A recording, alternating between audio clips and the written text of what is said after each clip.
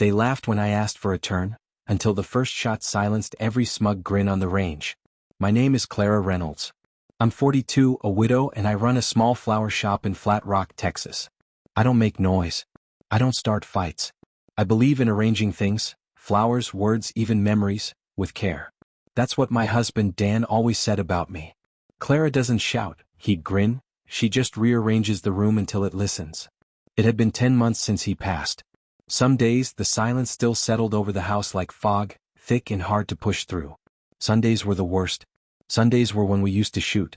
Not professionally, just the two of us behind the house. He'd line up the cans, I'd load the old Winchester he kept in his father's wooden case, and we'd spend the afternoon hitting targets and sipping sweet tea. Dan taught me to breathe through the pull, not before.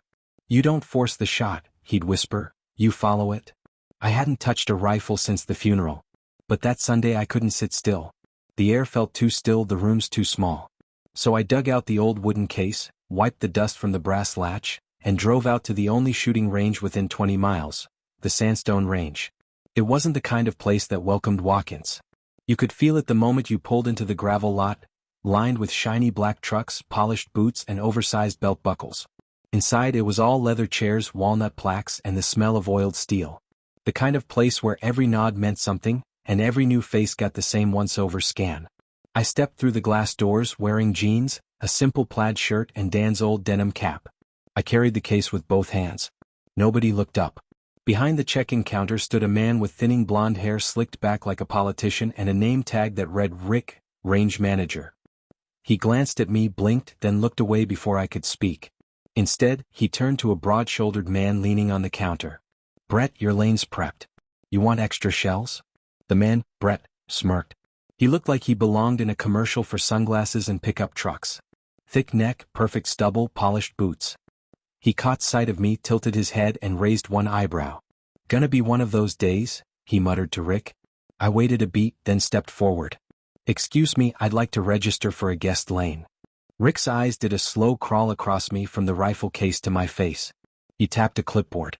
All full today. Members get first call.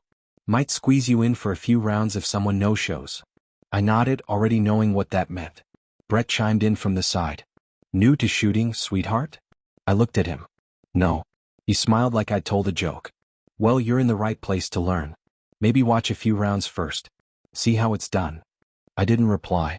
Just signed the waiver, paid the guest fee, and took the stub Rick finally handed over with a forced grin. They stuck me at lane 19. It was the furthest one out, partially shaded by a broken canopy, with a warped shooting bench and a cracked stool that wobbled when I sat. The sandbags were leaking. One of the metal target switches was rusted shut. I didn't complain. I opened Dan's rifle case. Inside lay the Winchester, nestled in felt lining worn smooth by years of use. It still smelled like cedar and gun oil. I ran my hand along the stock, loaded around, and placed it gently on the bench. The lane next to me was filled with noise, laughing men, big rifles, and beer breath.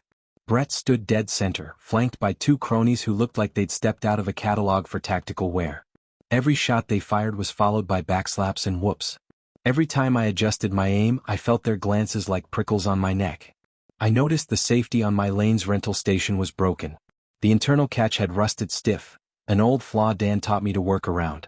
I used a makeshift shim from my keychain to reset it manually, locked the action, and double-checked alignment. I'd done it 100 times before, but this time my hands shook. Not from fear. From memory. I lined up the first shot. Nobody watched. No one paused their shouting or their swagger. I took a breath just like Dan taught me. And then I pulled. The crack split the air, not louder than the others, just cleaner. The bullet drilled center, dead on. The kind of shot most marksmen chase for years. No delay. No sway. Just perfect stillness, then motion. I looked at the target. Then I looked back. Still, no one cared. Rick didn't glance up. Brett didn't blink. But one of the boys on the far end, an older man with gray sideburns and a scorecard tucked into his back pocket, whistled low. He'd seen. I took 2 more shots, both clean. All within a quarter inch of each other. That's when Brett wandered over. He leaned on the divider, wearing that same sideways grin. Well, look at you, he said. Didn't expect flower shop hands to be this steady. I looked at him calmly. I didn't expect yours to miss low left 3 times. He blinked. His grin tightened. Tell you what, he said, Why don't we go one round just for fun? 5 shots head to head. Loser buys drinks. I stood up slowly, brushing sand from my knee. You sure? I asked. He chuckled. Just for fun. I nodded. All right then, I said, picking up Dan's rifle and walking toward the shared lane. But if it's just for fun, let's keep score. We stood 10 paces apart at the shared lane. Brett insisted we use the club's house rules. 5 shots, 2 positions, sudden death tiebreaker. I didn't argue. I just adjusted the sling on Dan's Winchester and waited for the nod. He went first, confident, loud, theatrical. His first 3 rounds clustered tight but slightly low. The 4th hit outer ring. He frowned, adjusted. The 5th clipped inner circle. Total score, 43 out of 50. Solid. I stepped up. The weight of the rifle settled into my shoulder like it belonged there. Dan's ghost wasn't whispering this time, I could feel him in my posture. First shot, center. Second just left, still in bull. Third, 4th, 5th, tight group, near perfect. I didn't smile. I didn't gloat. I just unloaded, checked my chamber and stepped back. Silence. Then claps. Sparse at first, then growing from the far end of the range. A few older members nodded. One gave a low whistle. But Brett's face stayed frozen. Rick looked between us like a man realizing the tide had turned, and he wasn't holding the wheel anymore. That's Scope's aftermarket, Brett said loudly. I turned. It's factory. Same as the last time you missed. Rick stepped in, holding up a hand. All right folks, just a friendly round. Let's keep it light. Light? Someone muttered from the crowd. She just smoked him. That's when I knew they weren't going to log it. Sure enough, when I went to the counter to submit my target for club recording, Rick gave me a bland smile and said, unfortunately, that was an unsanctioned exhibition. House rules require an official proctor. No one mentioned that before the round, I said. He shrugged. It's posted. Small print. And membership? I asked. He glanced at a clipboard. Currently full. Try again next season. I didn't argue. Didn't plead. I just turned, packed Dan's rifle and walked out. That night, I found myself in a bait shop off County Road 9, picking up waxworms for the little garden pond Dan built. The bell over the door chimed as I stepped inside. Help ya, Han? Came a voice from behind a stack of lures. She stepped out, a short, tan woman with a marine tattoo on her forearm and a scar running along her temple like a lightning bolt someone had carved with purpose. Her eyes flicked to the rifle case in my hand. Sandstone range? She asked. I nodded. She grunted. Still playing boys only? Looks like it. She chuckled and extended her hand. Name's Dolores. Most folks call me Doll. Don't let the name fool you. Clara. She tilted her head. Clara Reynolds? I blinked. Yeah. She smiled. You're the one who lit up Brett like a Roman candle. Word traveled fast. We sat in the back office with instant coffee and stale biscotti. She told me she'd been a member of Sandstone 15 years back. Shot better than most of them blindfolded. But when she started breaking records, the story changed. Too aggressive. Too loud. Too intimidating. They blacklisted you, I said. Didn't even need to, she replied. They just stopped inviting me. That night, Doll pulled out a thumb drive. Club cameras back up to a hidden server. Members think they're deleted after 30 days, but the footage logs to backup. Just need someone who knows where to look. Enter Tommy. My nephew had always been a tech whiz. He came by on weekends to help at the shop, but when I told him what happened, he offered more than sympathy. I can extract the server cache, he said, but we'll need someone on the inside. Doll smiled. Lucky for you, I still know the cleaning schedule. 2 days later, Tommy had the footage. Clear as day. Every frame. My 5 shots. Brett's face after the 4th. But that wasn't all. As we combed the archive, we found other entries. 2 women from 3 years ago, their scores mysteriously omitted from club logs. Footage corrupted, Rick had claimed. Except, it wasn't. Their shots? Just as clean as mine. The deeper we dug, the uglier it got. Brett, it turned out, wasn't just a member, he was a silent investor. He held a 22% equity stake in Sandstone, protected through a shell LLC. And he wasn't just using the club as a playground, he was profiting off suppressing competition. Winning shooters didn't just get bragging rights. They got referral fees, sponsorship invites, sometimes even prize money at affiliate tournaments. If their names weren't logged, they got nothing. Doll leaned back in her chair, staring at the monitor. He's building a record by erasing others. I nodded. But not for long. We kept everything quiet, for now. Too early to go public. Too easy for them to cover it up or bury it deeper. Instead, I went back to Sandstone 3 days later with a smile and an old leather folder. Inside, the club bylaws printed from their own website. Section 4, Article 3. All members and guest shooters must have performance data accurately logged and stored for insurance and liability purposes. I underlined it in red. When Rick saw me enter, he didn't speak. Just watched from behind the counter, jaw tense. I approached the same shooting lane. Set up the same rifle. But this time I wasn't aiming for the bullseye. I was just marking time. That night, I laid all the printouts on my dining table. The bylaws, the footage stills, the edited logs. I pulled out Dan's old score notebook, where he tracked our backyard shots year after year. At the bottom of one page in his faded scrawl were 5 words. Always watch who they ignore. I smiled. Next to the binder, I placed a single sticky note with the phrase I'd been whispering to myself all week. We don't need to raise our voices. Just hit our mark. They built a wall of silence, but I found the trigger that makes it crumble. The complaint I filed was barely 4 paragraphs long. No emotion. No accusations. Just timestamps, regulation citations, and 2 embedded links to video footage pulled straight from Sandstone's own system.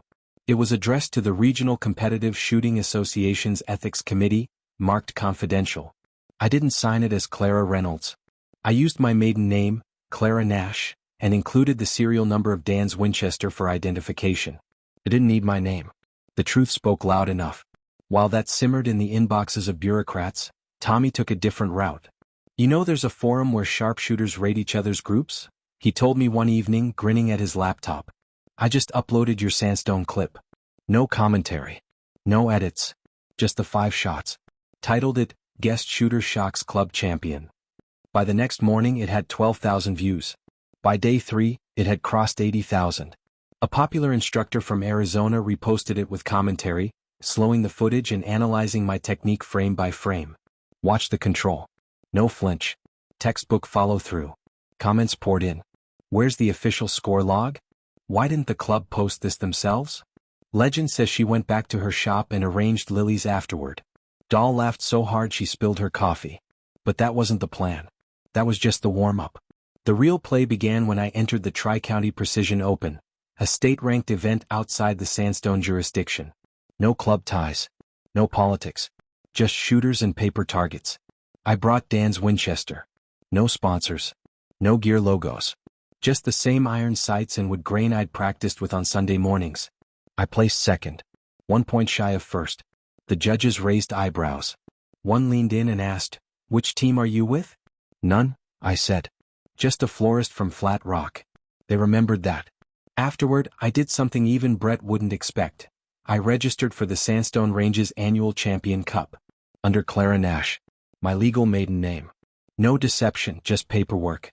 And a very useful oversight in their registration system that never cross-referenced names against recent guest history. Rick didn't notice. Brett definitely didn't.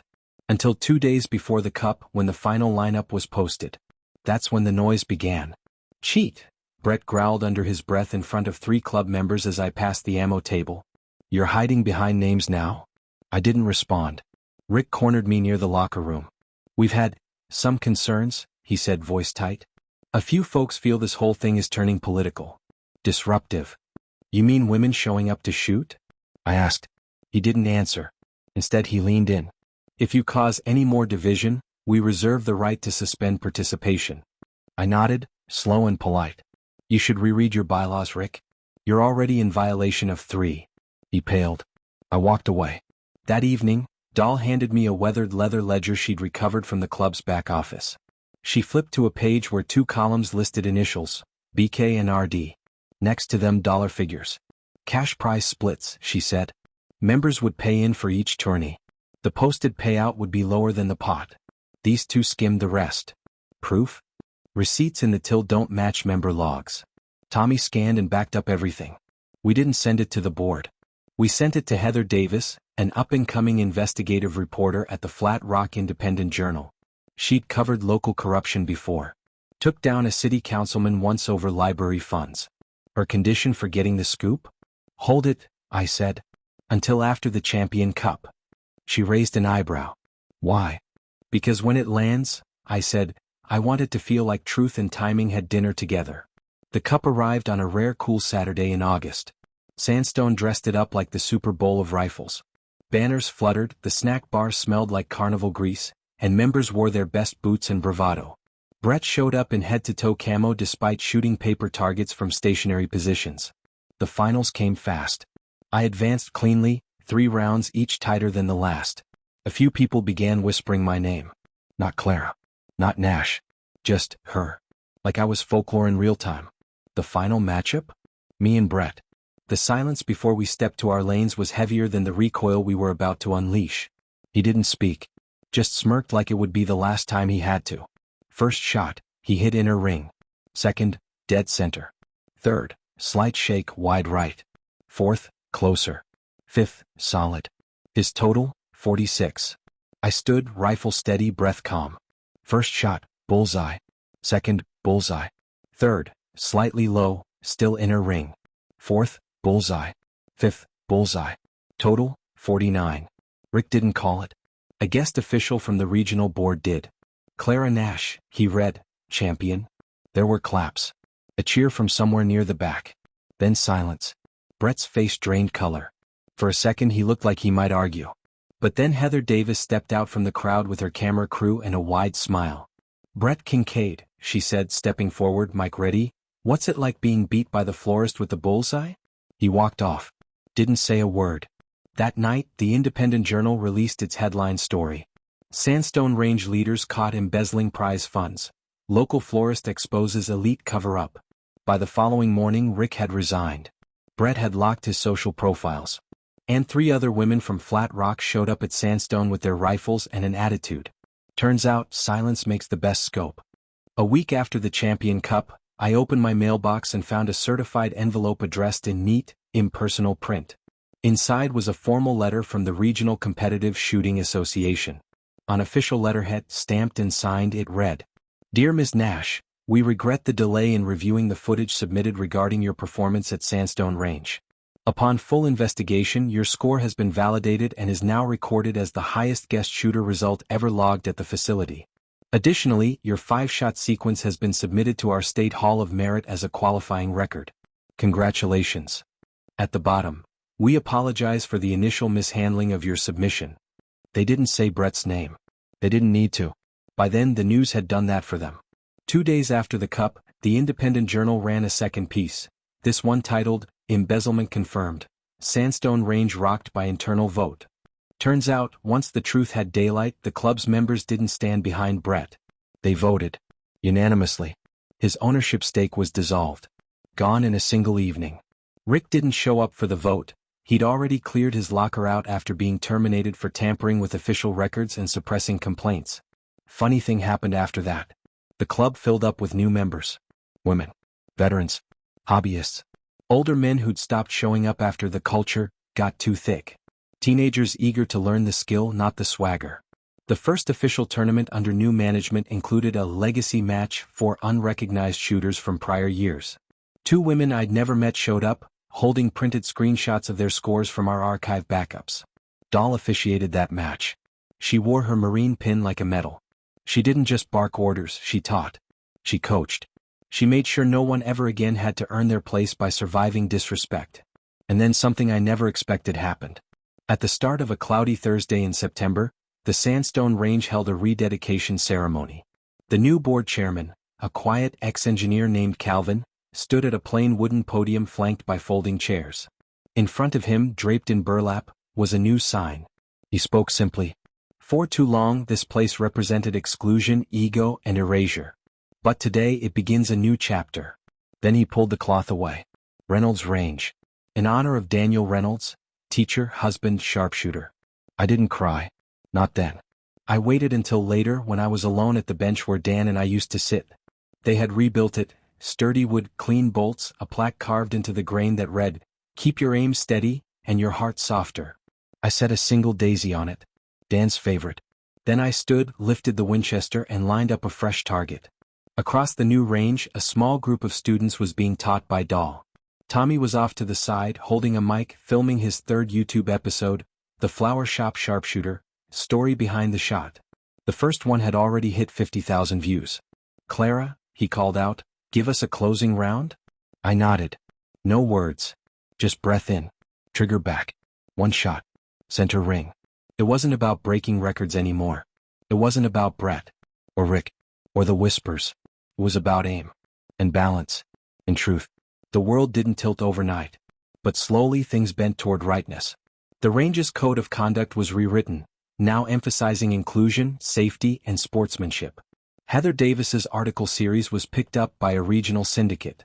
She won a local journalism award and credited "one quiet woman with a steady aim and a full spine." Tommy's channel began hosting interviews with female shooters across the country.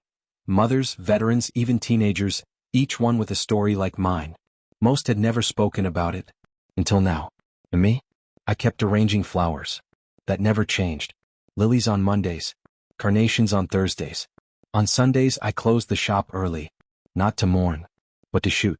Justice didn't come in shouting matches or lawsuits. It came in quiet, steady aim. One shot, one truth, one choice at a time. When everything around me tried to drown my presence in noise, I chose the opposite. I chose accuracy. They wanted applause. I wanted impact. And I got it.